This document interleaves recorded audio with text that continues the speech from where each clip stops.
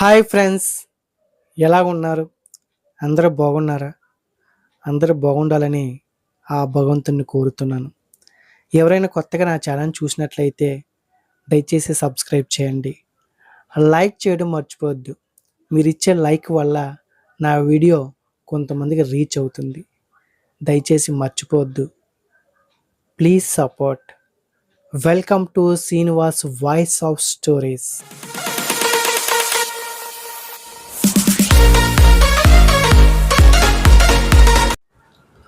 Hi friends, ఈరోజు మరొక motivation story అనేది ఈ వీడియోలో తెలుసుకుందాం. ఒకసారి ఒక రైతు 2 విత్తనాలు తీసుకొని ఇలా తన కొడుకుతో చెప్పాడు. ఈ 2 విత్తనాలు కూడా ఒకటే, అయితే ఈ 2 విత్తనాలు నాటే విధానంలో తేడా ఉంది. ఒక్కసారి చూడు, ఇవి ఎలా ఎదుగుతాయో అని తన కొడుకుతో చెప్పాడు. మొదటి విత్తనాన్ని మంచి నీరు, మట్టి, ఎరువు వేసి చక్కగా నాటాడు.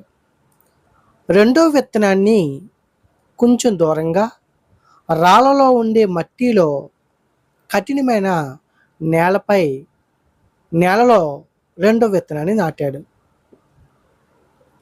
ఇలా కొన్ని రోజులు అయిన తర్వాత మొదటి విత్తనం చక్కగా పెరిగింది, ఆకుపచ్చగా పెరిగింది, ఆకులు మెరుస్తున్నాయి, చక్కగా ఉంది. మరి రెండో విత్తనం చూసినట్లయితే అది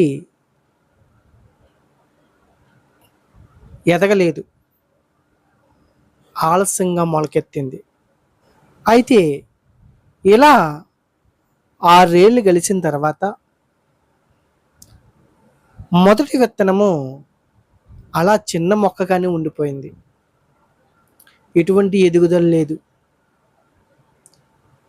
ఎలాగైతే చిన్న మొక్కగా ఉండిపోయిందో, ఎలాగైతే వేసారో కొంచెం ఎదిగి అలా చిన్న మొక్కగా ఉండిపోయింది. కానీ రెండో విత్తనం చక్కగా పెరిగింది. ప్రతికూల పరిస్థితిలో పెరిగి చక్కగా పెద్దగా వేప చెట్టు మాదిరిగా ఎదిగింది. అయితే ఆ రైతు యొక్క కొడుకు ఆశ్చర్యంగా తన తండ్రిని ఇలా అడిగాడు, నాన్న, రెండు కూడా ఒకటే విత్తనాలు కదా, ఎందుకు ఈ విధంగా మొదటి విత్తనము చిన్న మొక్కగానే ఉండిపోయింది, రెండో విత్తనము ఎందుకు చక్కగా చాలా పెద్దదిగా ఎందుకు పెరిగింది అని ఆశ్చర్యంగా తన కొడుకు తన తండ్రిని అడిగాడు.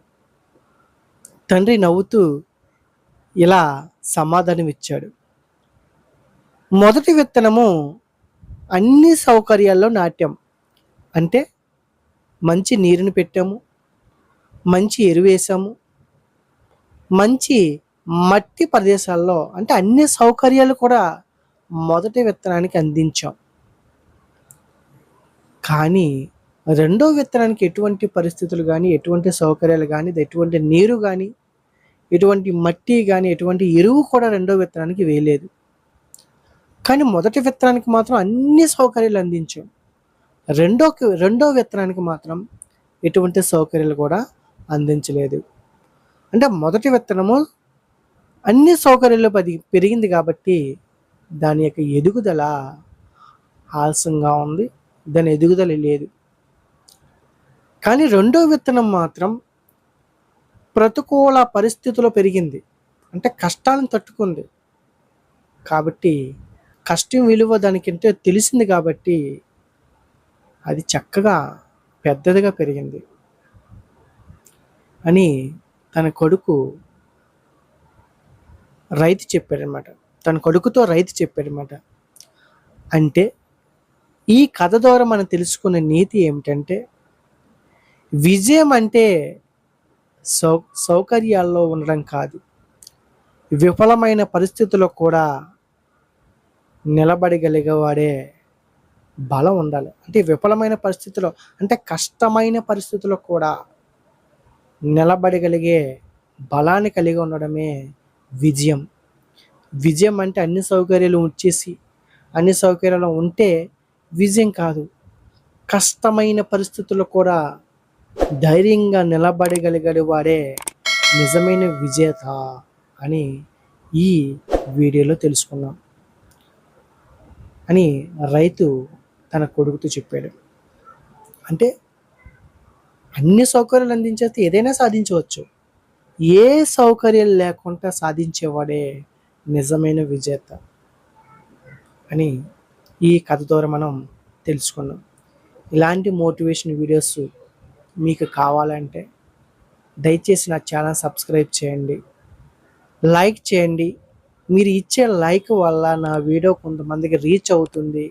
వాళ్ళు ఇలాంటి వీడియో చూసి మోటివేట్ అయ్యే పరిస్థితులు వాళ్ళకే ఉంటాయి. దయచేసి లైక్ చేయడం మాత్రం, ఈ వీడియో నచ్చితే లైక్ చేయండి, లైక్ ఇవ్వండి దయచేసి. నా వీడియో నచ్చితే కొంతమందికి షేర్ చేయండి, సబ్స్క్రైబ్ చేయండి. Thank you so much.